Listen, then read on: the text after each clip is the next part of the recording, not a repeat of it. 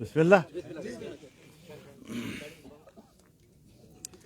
بسم اللہ الرحمن الرحیم نحمدہ ونصلی علی رسولہ الکریم.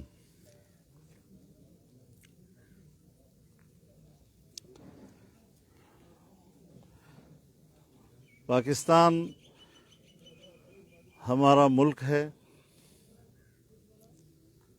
اور ہم اس وطن عزیز کی بقا اور استحکام کی جنگ لڑ رہے ہیں.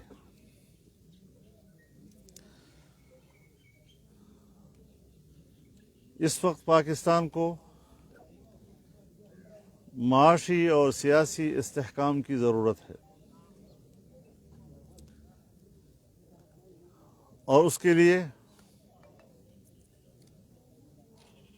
ہم کسی قسم کی سمجھوتے کے لیے تیار نہیں ہیں.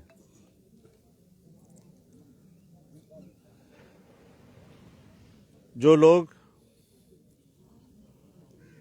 ملک میں سیاسی طور پر عدم استحکام پیدا کر رہے ہیں، معاشی استحکام پیدا کر رہے ہیں، پوری قوم پر یہ بات واضح ہے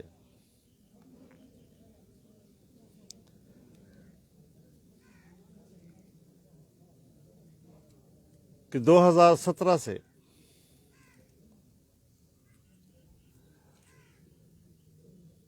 بین الاقوامی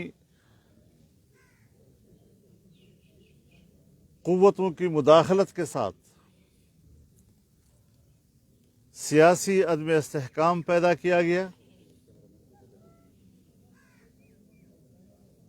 2018 میں تاریخ کی بدترین دھاندلی کے نتیجے میں ایک نااہل اور جعلی حکمران ملک پر مسلط کیا گیا، جس نے ملک کی معیشت کو تباہ و برباد کر دیا.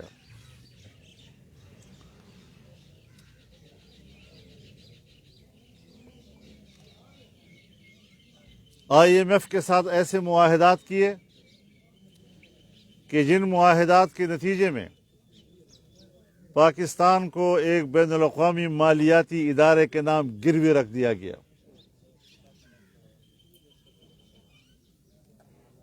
اسٹیٹ بینک آف پاکستان کو اس کی آزادی کے نام پر IMF کے حوالے کر دیا گیا. آج پاکستان کا اسٹیٹ بینک اور اسٹیٹ بینک کا صدر نہ ملک کے وزیر اعظم کو جواب دہ ہے، نہ ملک کی کابینہ کو جواب دہ ہے، نہ ہی ملک کی پارلیمنٹ کو جواب دہ ہے. اس دلدل کی طرف ملک کی معیشت کو دھکیلا گیا اور پھر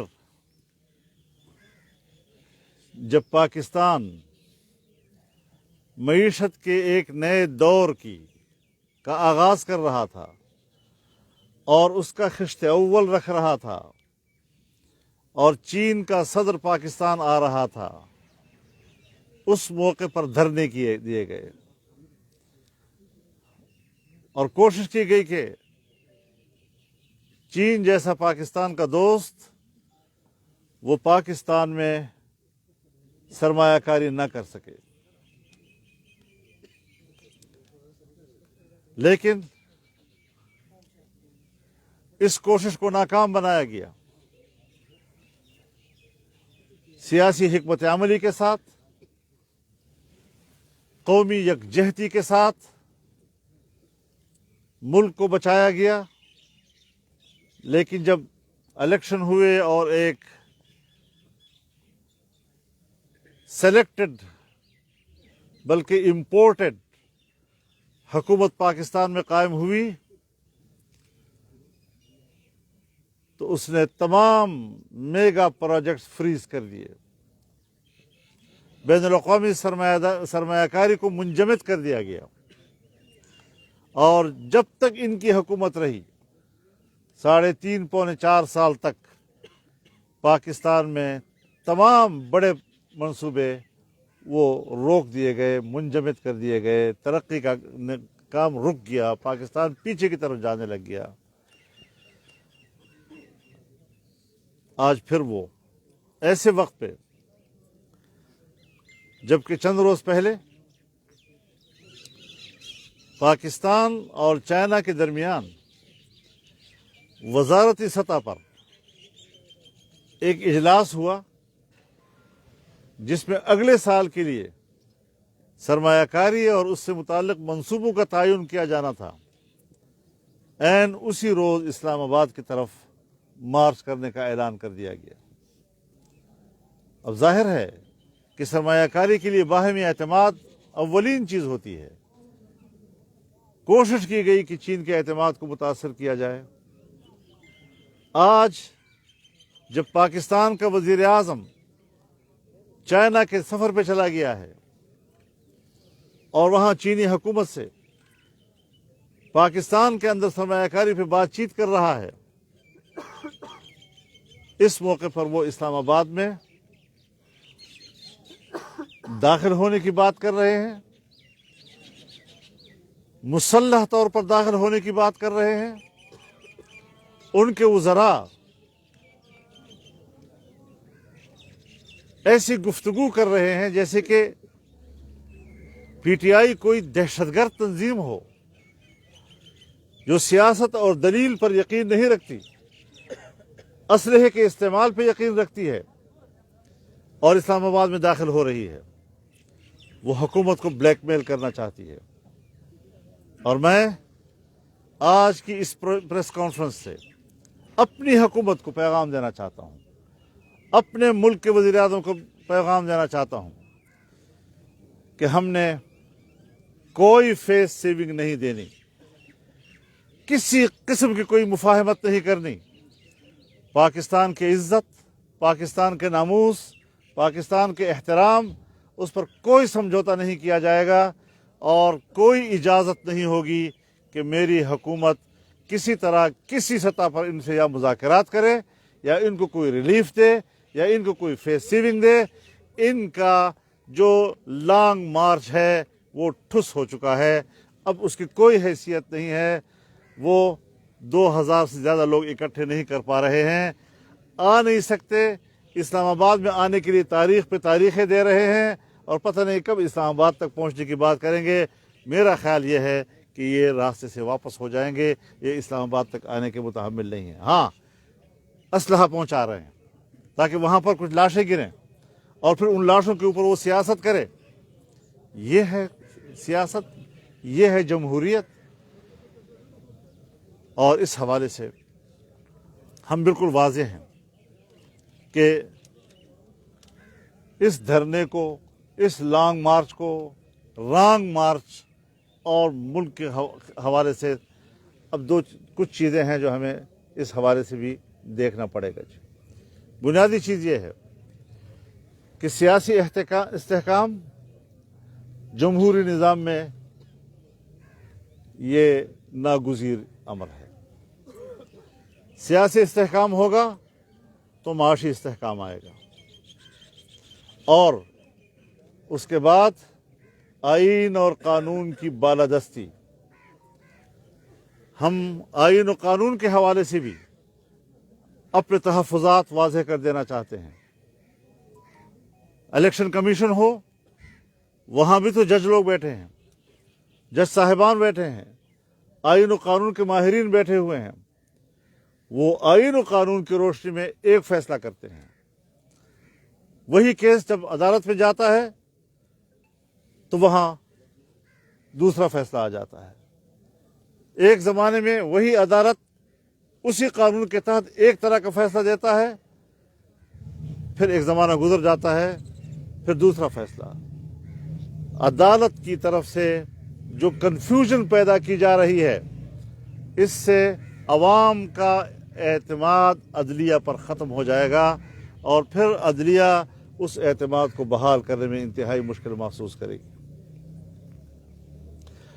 اس بارے میں آئین و قانون کی بالادستی اور حقائق تک پہنچنے، اگر اس میں بھی ہم رعایتیں کریں، اور ہم جانتے ہیں کہ اس وقت اداروں کے اندر کچھ لوگ کیوں لائل بن گئے ہیں۔ لاڈلاپن کی سیاست ختم ہونی چاہیے، چاہے فوج میں ہو، چاہے عدلیہ میں ہو، چاہے الیکشن کمیشن میں ہو۔ آئین و قانون کی بالادستی ہونی چاہیے۔ ہر بات پر آئین و قانون کی بات ہوتی ہے، لیکن تضادات جب سامنے آتے ہیں تو پوری قوم جو ہے وہ کنفیوز ہو جاتی ہے کہ ہو کیا رہا ہے۔ ایک عدالت کہتی ہے کہ وزیر اعظم کون ہوتا ہے کہ حرم نبوی کی توہین کرنے والوں کو معاف کرتا ہے، اور دوسری عدالت اسی پاکستانی قانون و آئین کے تحت کہتی ہے کہ یہ تو سعودی عرب کا معاملہ ہے، وہ جانے ان کا کام جانے، ہمارا اس سے کیا تعلق ہے۔ اب ان چیزوں کو ایک عدلیہ کی طرف سے ان تضادات کے ہوتے ہوئے آپ بتائیں کہ قوم کیسے اعتماد کرے گی ان کے اوپر۔ لہذا یہاں پر ہمیں قانون و آئین کی پیروی کرنی چاہیے، اور پھر یہ کہ جی ان کو حق ہے کہ وہ اسلام آباد میں آئیں، احتجاج ان کا حق ہے، بالکل حق ہے۔ احتجاج کے حق سے کوئی کسی کو نہیں روک سکتا۔ ہم نے بھی کیے ہیں، ہم نے بھی پاکستان کے اندر 14 ملین مارچ کیے ہیں، ہم نے بھی 15 لاکھ لوگوں کو اسلام آباد میں لائے ہیں، لیکن جس نظم و ضبط کے ساتھ، جس خوش اخلاقی کے ساتھ، اور آپ سمجھے کہ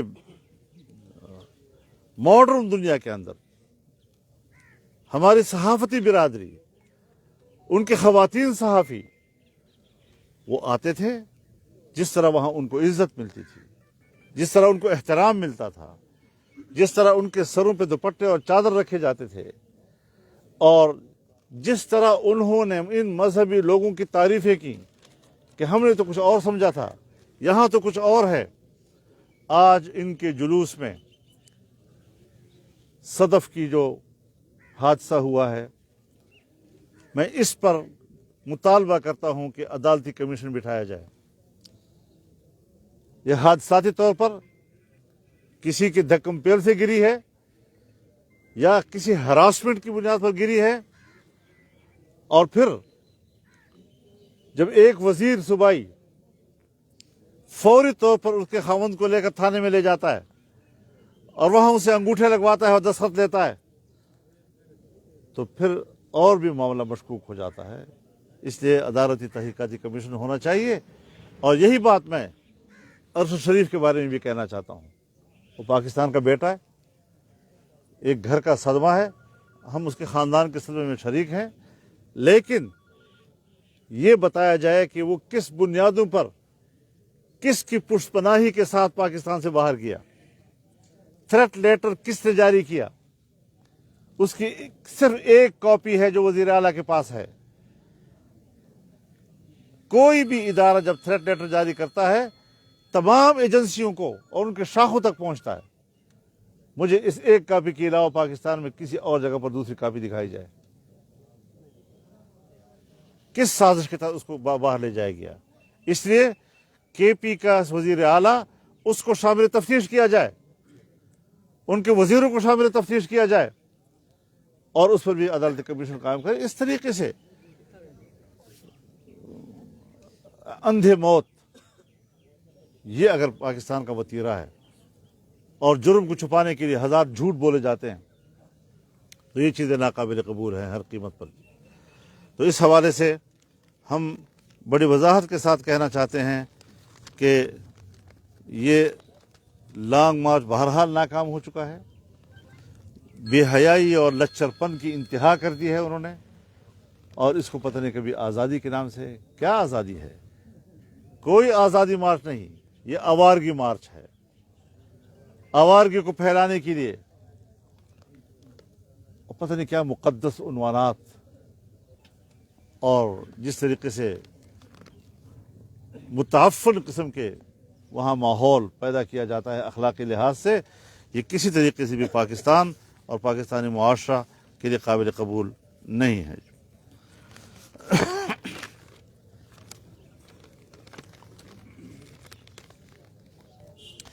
میں سمجھتا ہوں کہ پہلی مرتبہ ریاستی ادارے کیوں میدان میں آئے، ریاستی ادارے کیوں پھٹ پڑے؟ اس کا معنی یہ ہے کہ ریاست کو خطرہ ہو گیا. ان کے اقدامات سے ریاست کو خطرہ ہوا ہے، ان کے اقدامات سے سیاسی عدم استحکام آیا ہے، ان کے اقدامات سے معاشی عدم استحکام آیا ہے، ان کے اقدامات سے آئین و قانون پر اعتماد ختم ہو رہا ہے، اداروں پر اعتماد ختم ہو رہا ہے. تب جا کر D G I S I اور D G I S P R میدان میں آئے ہیں. اور میں سمجھتا ہوں کہ ہر چند کے ہماری ان سے شکایات رہی ہیں، ادارے سے، افراد سے نہیں، شکایات رہی ہیں ہماری. لیکن اگر وہ اعتراف کرتے ہیں کہ ہم سے غلطیاں ہوئی ہیں، ہم اس کی تلافی کرنا چاہتے ہیں اور خون دے کر تلافی کرنا چاہتے ہیں، تو ہمیں ان کے جانے کا راستہ نہیں روکنا چاہیے. ہم کوئی ایسے جملے نہ استعمال کریں، کوئی ایسی گفتگو نہ کریں کہ تلافی کی طرف جانے کے سفر جو ہے وہ متاثر ہو. لیکن جب ریاست میدان میں آ گئی ہے تو اس کا معنی یہ ہے کہ ان اقدامات سے ریاست کو نقصان ہو رہا ہے. اور ہم کسی ادارے کے خلاف نہیں ہیں، لیکن ہم اس ملک پہ رہتے ہیں. اداروں کے فیصلے اچھے ہوں تو قوم پر اس کے اچھے اثرات مرتب ہوتے ہیں، اداروں کے فیصلے غلط ہوں گے تو قوم پر اس کے منفی اثرات مرتب ہوں گے. لہٰذا یہاں پر 25 کروڑ عوام رہتا ہے.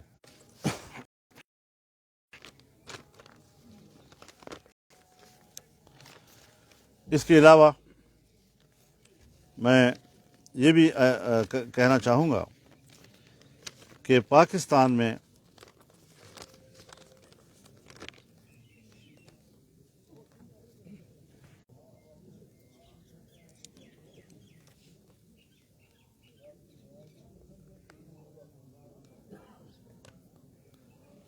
تو ہم بھی آپ سے پوچھنا چاہتے ہیں کہ تم اس بات کی وضاحت کیوں نہیں کرتے کہ رات کی تاریکی میں اس کے پاؤں کیوں پکڑ رہے تھے؟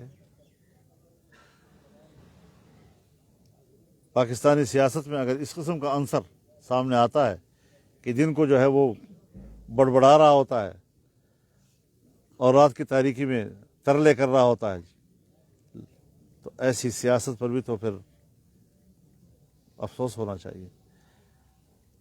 سیاست چوراہے پہ ماتم کر رہی ہے ان لوگوں کے کردار کی وجہ سے، اور یہ چاہتا ہے کہ میری مرضی کا آرمی چیف آئے. کیوں تمہاری مرضی کا آئے گا بھائی؟ اور اگر میری مرضی کا نہیں آتا تو مارشل لا لگ جائے. ایسے حالات پیدا کرنا کہ وہ اگر برتن میں اس کو کوئی آپ حصہ نہیں دیتے تو برتن ہی کو توڑ دے کی بات کرتا ہے. اس طرح کی انتہا پسندانہ سیاست کو فروغ دیا جا رہا ہے، نوجوان نسل کو بد اخلاقی کی طرف دھکیلا جا رہا ہے، اس کو اپنی تہذیب و تمدن سے باغی بنایا جا رہا ہے، اور ہم اس قوم کو گمراہ نہیں ہونے دیں گے. ہم نے اس فتنے اور گمراہی کا مقابلہ کیا ہے، مقابلہ کر رہے ہیں، اور اس عزم کے ساتھ کہ جب تک اس فتنے کا خاتمہ نہیں ہوگا ہم چین سے نہیں بیٹھیں گے، ان کے خلاف آواز بن کر میدان میں رہیں گے انشاءاللہ. مولانا صاحب کہیں سے ایسی بات آپ کی بات سے، آپ کی گفتگو سے معلوم ہو رہا ہے کہ جہاں کہیں سے کوئی بات ہوئی ہے کہ کوئی کہہ رہا ہے کہ اسے فیس سیونگ دیں، اسے راستہ دیں، या किसी हद तक समझौते पे आपको मजबूर किया जा रहा है? कोई ऐसी बात है कहीं पे किसी सतह पे हुकूमत में आपकी गुफ्तगू से जी बिल्कुल, आपने सही समझा जी। कहीं से बात हुई है कि आप हमें वो आ रही है जी। हम सियासी लोग हैं, हम चीज़ों को ज़रा सूंघते हैं, हमें पता चल जाता है कि ये सारी चीज़ें किस लिए हो रही हैं जी। तो ये पाकिस्तान में अपने जराइम के ख़िलाफ़ रियायत चाहता है, और किसी तरीके से अब जब नाकाम हो गया इसका लांग मार, तो उससे भी पीछे जाने के लिए वो कोई फेस सेविंग चाहता है जी। अच्छा मौलाना साहब, 2000 और इससे कम वो बेश कहते हैं कि तो खौफ किस बात का है? जाने दें उनको, आराम से बैठने दें। अगर वो धरना करते हैं 2000 नहीं, 200 आदमी भी अगर मुसल्लह होकर जाएंगे अंदर, और ये साबित हो चुका है, और उनके लाहौर में असलहे पकड़े गए हैं, उनके वजीरों के यहाँ पकड़े गए हैं, यहाँ आपके यहाँ से मैसेज गए हैं, जरिए से जो गैर मुसद्दक़ा होते हैं, 2-4 दिन पहले इसका पता था, लेकिन ये जो चीज़ें सामने आई हैं वो मेरी मालूमात के 2 दिन बाद सामने आई हैं। मौलाना साहब, क्या आप ये समझते हैं कि DCI/SI और ISPR के तर्जमान के बयान के बाद, तो जिस तरह उन्होंने इमरान खान के खिलाफ बयान दिए हैं कि एस्टेब्लिशमेंट उसके खिलाफ नजर आती फजा है, तो आप क्या समझते हैं कि क्या वक्ती अंदर खान ने उनके साथ कुछ मुफाहमत है या बिल्कुल वो उसके खिलाफ हो चुकी है? देखिए, हमें तो जो उन्होंने कहा है, जो नज़र आ रहा है, उसी पे ही तबसरा करना है। आप मुझे बताएं कि अल्ताफ़ हुसैन के तमाम तकारीर, उनकी गुफ्तगू, वो हमारी मीडिया पर ब्लॉक है, लेकिन कभी उसके ख़िलाफ़ रियासती इदारे जो हैं वो मैदान में नहीं आए। आज इसके ख़िलाफ़ क्यों ज़रूरत पड़ गई कि उनको खुद, और ये भी वाज़ेह हो गया कि जो उसकी पिछली 2-3 साल हुकूमत थी ये कैसे आई थी, वो चीज़ें भी वाज़ेह हो गई। अब उसकी तलाफी की बात भी खुद वही इदारे कर रहे हैं। तो ये सारी चीज़ें हज़रत, हमने कोई गलत मौक़िफ़ नहीं इख्तियार किए थे, हमने जज्बाती मौक़िफ़ नहीं। आपको हुकूमत मिल गई, इमरान खान से हुकूमत छिन गई, आवाम को क्या मिला है? आवाम को तो महंगाई का सामना है, बहुत बुरी हालात हैं। ये कब तक आप इस पोजीशन में होंगे कि आवाम को भी कुछ रिलीफ दिया जा सके? देखिए, इसमें कोई शक नहीं है कि जब भी कोई पॉलिसियाँ बनती हैं, उसको सीधा करने का तो कुछ महीने हमें समझ में नहीं आ रहा था कि क्या जाए, कैसे किया जाए जी। और अब उसकी सिमत मुतय्यन हो गई है। सो इस वक्त आप देखें कि FATF की तरफ से, जहां हम ब्लैक लिस्ट के किनारे खड़े थे, दिवालिया करार दिए जाने के बिल्कुल किनारे खड़े थे, और लग रहा था कि शायद हम पर पूरी दुनिया की तरफ से पाबंदियां लग जाएं, लेकिन इन 6 महीनों में ग्रे से आपको वापस वाइट पे ले गए हैं। इसका माना यह है कि पाकिस्तान की माशी पॉलिसियां मुस्बत सिमत में चल पड़ी हैं जी। और किस हिकमत अमली के तहत इन्होंने IMF के मुआहदात को भी बरकरार रखा, क्योंकि ज़ाहिर है कि अब वो हमारे बस की बात नहीं थी कि हम एकदम कहें कि हम नहीं मानते, उससे और मुश्किलात पैदा हो सकती थी। FATF ने भी बैठकर हमें क्लियर कर दिया है कि अब पाकिस्तान की मईशत बेहतर सिमत पे जा रही है, लिहाजा वो जो हम बिल्कुल ब्लैक के किनारे खड़े थे, हम वापस वाइट पे पहुंच गए हैं। इससे भी आप अंदाज़ा लगा सकते हैं। इस वक्त मैं आपको बताना चाहता हूं कि जो 1 हफ्ते के अंदर अंदर अगले साल के लिए नए मंसूबों पर काम करने के लिए, उसमें आपको मैं सिर्फ एक चीज़ कहना चाहता हूं कि डेरा इस्माइल खान यारक से लेकर रोब तक की मंजूरी हो गई है, सेकंड फेज का, CPEC का जी। और सग्गू तक तो इंशाल्लाह जिस वक्त भी वज़ीर आज़म कहें तो अगर इफ्ताह कर लेंगे और काम शुरू हो जाएगा। मौलाना साहब, मैं आपकी तवज्जो दिलाना चाहता हूँ कि बड़ा हमारे मगरबी बॉर्डर पर इशू बना हुआ है इस वक्त, तालिबान PTP के साथ मुज़ाकरात का, और अफगानिस्तान में भी काफ़ी अनरेस्ट है, बड़ा तशद्दुद के वाक़यात हो, तो इस पर आप क्या तजवीज़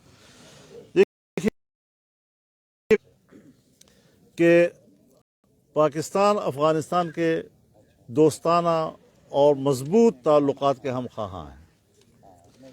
अफ़गान तालिबान, उनकी 20 साल कुर्बानियाँ, उसके नतीजे में वहाँ अमारत इस्लामिया का क़याम शिकस्त मिली है, और बड़ी क़ुव्वत ने एतराफ़ कर लिया है कि अफ़गानिस्तान पर कोई जबरी हुकूमत नहीं की जा सकती। वहाँ के हुकूमत कायम होने के बाद मेरी राय और मेरी जमात की राय ये है कि हमें अपने पाकिस्तानी मफादात की बुनियाद पर हमें अफ़गानिस्तान के अमारत इस्लामिया को तस्लीम कर लेना चाहिए, ताकि बाहमी ताल्लुकात की बुनियाद पर हम पाकिस्तान के मफादात का तहफ़्फ़ुज़ कर सकें। लेकिन अगर कोई रुकावट उसमें है, तब भी कुछ चीज़ें जो बाहमी अदम एतमाद का सबब बन रहे हैं, या अफ़गानिस्तान के अमारत इस्लामिया की तरफ से पाकिस्तान के लिए या हमारी तरफ से अमारत इस्लामिया के लिए, उसका हल सरदस्त फौरी तौर पर मेरे जहन में यह है कि मालूमात के तबादले का निज़ाम होना चाहिए।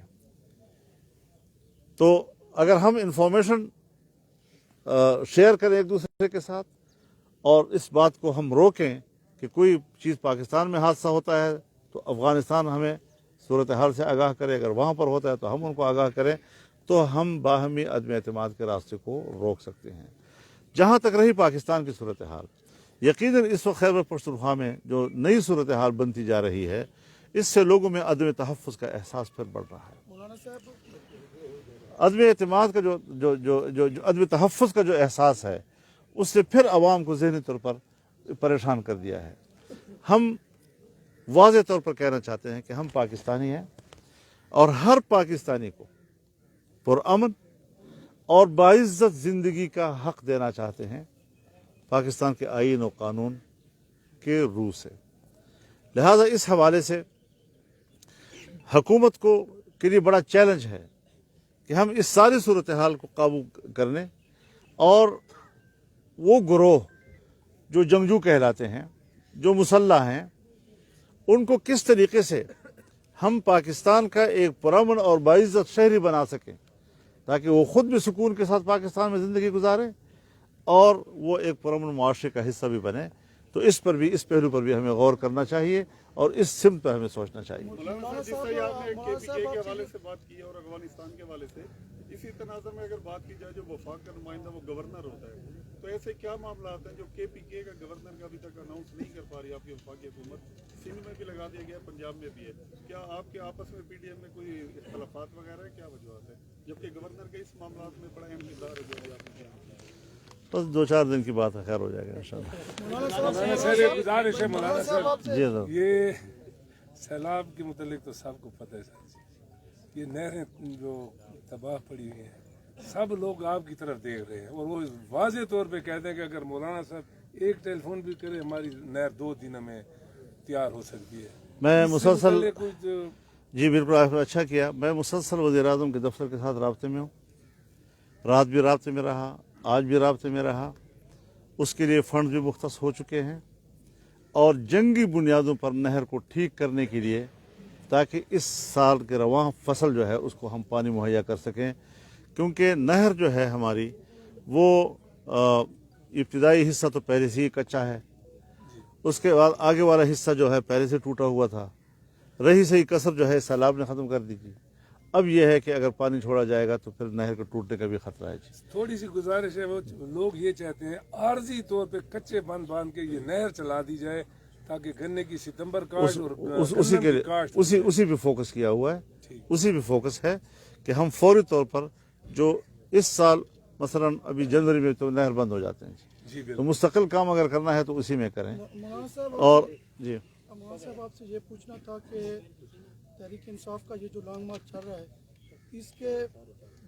इसको काउंटर करने के लिए, इसके रद्द अमल में क्या JUI भी कोई तहरीक शुरू कर सकती है? और दूसरा, ये खूनी मार्च और लॉन्ग मार्च के हवाले से बहुत सी चीज़ें मंजर आम पर शवाहिद वगैरह भी आ चुके हैं, तो क्या इनको इस्लामाबाद दाखिल होने से भी रोका जा सकता है? देखिए, हम अपनी राय रखते हैं कि अगर हम ऐलान कर दें कि हम इस्लामाबाद जा रहे हैं, तो फिर उनको कुछ जवाब भी मिलेगा और फिर वो जो चाहते हैं कि मुल्क में हंगामा हो, जंग हो, बदअमनी हो, उसका एक मौका उनको हाथ आएगा। हम उनको ऐसे मौके नहीं देना चाहते और इसको हुकूमत जो है अपनी हिकमत अमली के साथ और रियासती क़ुव्वत के साथ इंशाल्लाह उससे निपटने के लिए तैयार है। साहब, ये सूरत हाल अगर इसको टोटल पिछले 6 महीने 8 महीने को देखा जाए, आपने अदम एतमाद कर लिया उसके खिलाफ, मगर यूँ महसूस होता है जैसे एक अकेला आदमी तमाम तर सियासी जमातों और इवन स्टैब्लिशमेंट को भी उसने आगे लगाया हुआ है। वो आगे दौड़ रहा है और आप पीछे हैं, आप वो पीछे और वो आप। क्या आप उनको कोई नाम भी देंगे उसकी इस एनर्जी को कि 70 साल को होने को है, मगर ये कि वो बेआराम है और उसी तरह से मुसलसल आपके लिए प्रॉब्लम वो आज भी है? मुझसे ज़्यादा तजुर्बा किसको है इस बात का? ये कोई मसला नहीं है।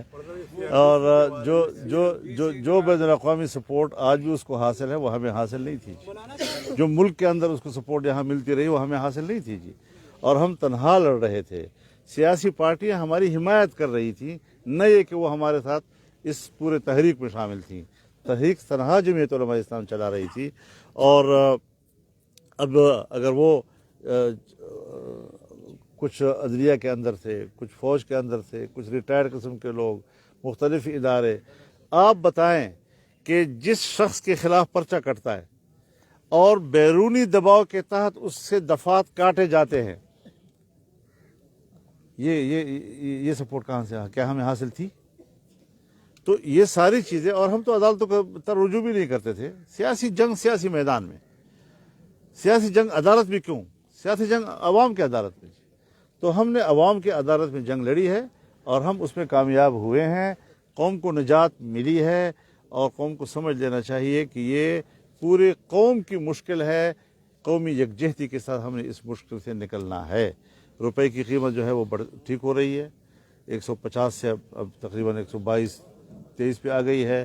पहले 20 से भी नीचे आ गई थी, 222 जी। तो ये सारी चीज़ें जो हैं बेहतरी की तरफ हम एक सफ़र कर रहे हैं। 7 सीटों से वो कामयाब हो चुका है इन इंतखाब। हजरत पिछले दफ़ा जब इसकी हुकूमत थी तो सारे हम जीत रहे थे जी, वो हुकूमत कर रहे थे और हम जीत रहे थे जी। अब उनकी हुकूमत है तो हमारी हुकूमत है, तो अब हम, और फिर सूबाई हुकूमतों में हजरत जितने ठप्पे लगाकर उन्होंने वोट बढ़ाए हैं, तो उसका भी ज़रा आप हिसाब किताब करें ना जी। के दौरान खैबर पख्तूनख्वा और पंजाब गवर्नमेंट उसके मुलव्विस होने के भी हमने कहा था कि हम अक्सरियत में हैं। हमने लॉन्ग मार्चों में और आज़ादी मार्चों में और मिली मार्चों में दिखा भी दिया कि हम अक्सरियत में हैं। इसका नतीजा जो आवाम की सूरत में इलेक्शन में आ रहा है वो यहाँ मिली मार्च में क्यों नजर नहीं आ रहा? हमारा जो दावा था हमने तो मिली मार्च में साबित कर दिया ना, तो ये कहाँ गया?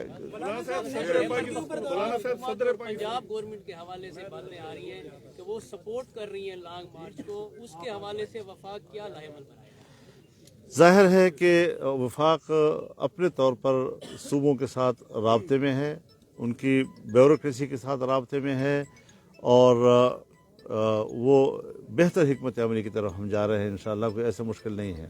हाँ, सूबाई हुकूमत सियासी तौर पर उनको सपोर्ट कर रही हैं, उनको तहफ़्फ़ुज़ भी दे रही हैं, असलहा भी फराहम कर रही हैं, असलहा वहाँ पहुँचाने के लिए उनको सहूलतें भी मुहैया कर रही हैं। ये सारे ड्रामे मुल्क के अंदर हो रहे हैं, लेकिन इंशाअल्लाह इसका मुकाबला किया जाएगा और इसको पाकिस्तान की तबाही की इजाज़त नहीं दी जाएगी।